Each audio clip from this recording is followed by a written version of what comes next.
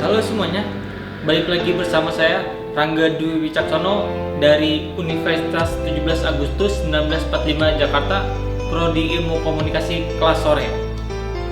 Kali ini saya akan membahas mengenai komunikasi kelompok. Kamu pernah lihat tawuran antar pelajar? Yap, tawuran itu salah satu gejala sosial yang muncul di masyarakat kita loh. Secara sederhana dapat diartikan sebagai peristiwa-peristiwa yang terjadi oleh manusia, baik secara individu maupun secara kelompok. Pada dasarnya, gejala sosial menyangkut nilai-nilai sosial dan moral, antara lain mencakup gejala ekonomi, gejala politik, gejala budaya, dan gejala moral. Hal ini muncul dari berbagai kekurangan, baik dari individu maupun kelompok sosial. Adapun klasifikasi berdasarkan sumber sebagai berikut.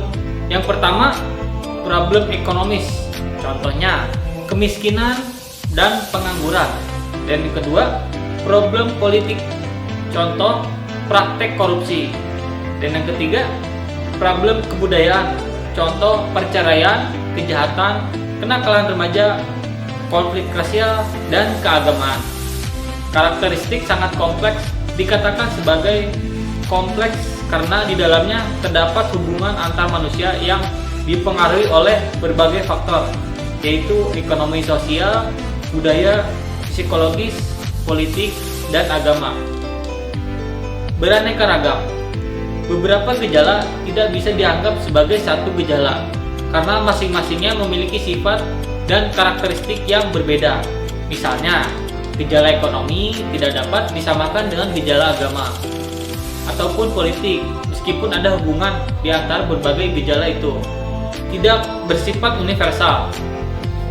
Tidak bersifat universal atau umum karena hanya akan dipengaruhi oleh suatu kondisi sosial atau budaya masyarakat. Bersifat dinamis. Karakteristik ini muncul karena mengacu pada perilaku masyarakat yang cenderung berubah-ubah, dinamis. Akibatnya, peristiwa menjadi cepat berubah, seperti misalnya pergantian mode pakaian, terus berganti setiap tahunnya. Tidak mudah dimengerti. Karakteristik ini menunjukkan sebagai wujud dari perilaku dan hubungan antar manusia, sulit dipahami. Berbeda halnya dengan gejala alam yang dapat kita ukur dan prediksi terlebih dahulu. Kurang objektif. Karena mengacu pada perilaku masyarakatnya, alhasil gejala ini ikut memperhatikan pada halnya melekat pada karakteristik setiap individunya. Misalnya, kasus-kasus seperti pelacuran atau kemiskinan yang biasanya dinilai masyarakat sebagai subjektif. Apakah hal itu baik atau buruk? Salah atau benar? Nah, tergantung pada persepsi masyarakat yang ada di wilayah tersebut. Lanjut, bersifat kualitatif. Karakteristik ini berarti menunjukkan gejala menjadi tidak bisa diukur.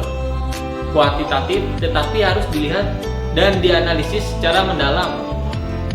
Selanjutnya, sulit diprediksi karena sikap yang kompleks, abstrak, dinamis, kualitatif, dan spesifik khusus. Pengaruh kelompok sosial.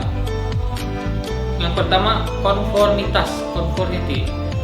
Menurut Kessler 1969, konformitas adalah perubahan perilaku atau kepercayaan norma kelompok sebagai akibat dari adanya tekanan kelompok yang real atau yang dibayangkan. Faktor-faktor yang memengaruhi konformitas.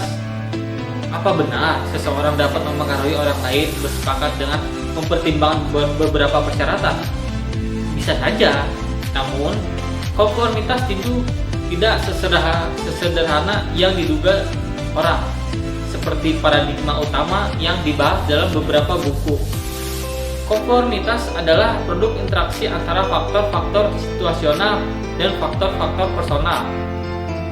Faktor-faktor situasional yang menentukan konformitas adalah kejelasan situasi, konteks situasi, cara menyampaikan penilaian, karakteristik sumber, pengaruh, ukuran kelompok, dan tingkat kesepakatan kelompok.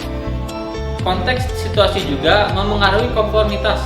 Ada situasi yang menghargai konformitas, Di samping situasi yang mendorong kemandirian, tidak melakukan konformitas. Kecenderungan konformitas akan menjadi lebih besar pada situasi pertama, menghargai konformitas ketimbang situasi kedua, mendorong kemandirian. Cara individu menyatakan penilaian dan perilakunya juga berkaitan dengan konformitas.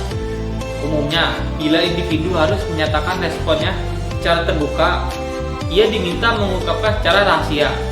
Di samping faktor-faktor situasional, beberapa faktor personal erat kaitannya dengan konformitas, yaitu usia, jenis kelamin, stabilitas emosional, dan kecerdasan, motivasi, dan harga diri. Pada umumnya, semakin tinggi usia anak, maka semakin mandirilah ia. Artinya, semakin tidak bergantung pada orang tua dan akan semakin kurang kecenderungan untuk konformitas. Sekian mengenai pembahasan yang saya jelaskan. Semoga ilmu yang saya berikan dapat bermanfaat. Kurang lebihnya mohon maaf. Wassalamualaikum warahmatullahi wabarakatuh. Bye bye.